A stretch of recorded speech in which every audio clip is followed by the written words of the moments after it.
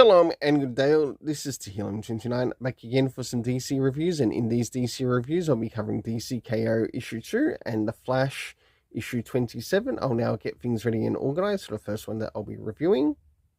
So starting off with first things first, does this cover in any way, shape or form connect to something that is happening inside with the story?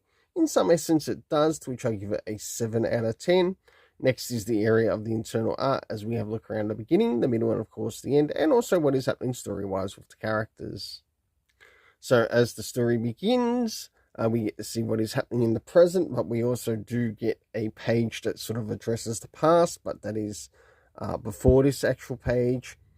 And we do sort of like see those pages interact a little bit later on in the story too, of how they're discussing their plan. And whilst we're here, we get to see what is actually happening with Earth, but also what's happening with the heroes as well as the villains.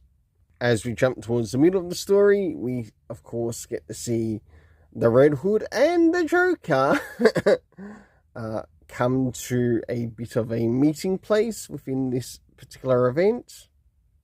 And of course, slowly towards the end, if I were to go by anything, I still reckon this story would have been better if it was set in a battle royale format, not a tournament format. For the internal art, I give it a 7 out of 10. Next is the area of the story. And surprisingly with the story, we did get a comic book reference to Superman Unlimited, of things that are happening in there. Next is the area of time, location, and cast. We had then and now, plus also meanwhile being used to address the area of time. The locations, we had the God Killer site, I think it is, nearby, and the Watchtower being seen in the story.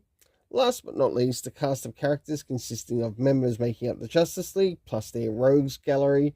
And of course, we got to see a Red Hood. My overall rating for this is a 6 out of 10.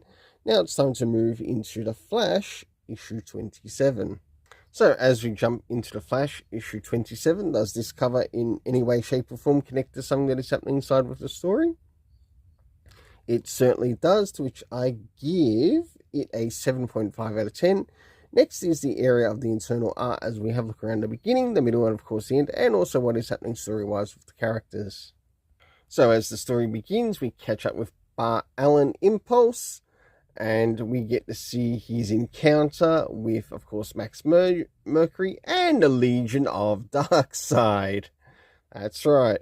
So now he's put into a position to which he's trying to outrun them, but not only that, trying to, well, be a hero at the same time in his own impulse actions. Until, of course, we do reach the end, and he has, something has occurred to which he has lost his powers, and now he needs to go to Wally West for some help, and no doubt we will see this character get some help in the next issue. For the internal art, I give it a 7.5 out of 10. Next is the area of the story racing.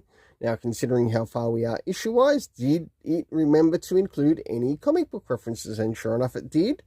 We got a comic book reference to DC KO issue 1. Next is the area of time, to which we had 1908. But what's important about 1908 is Tunguska, linking to the Siberian border and that.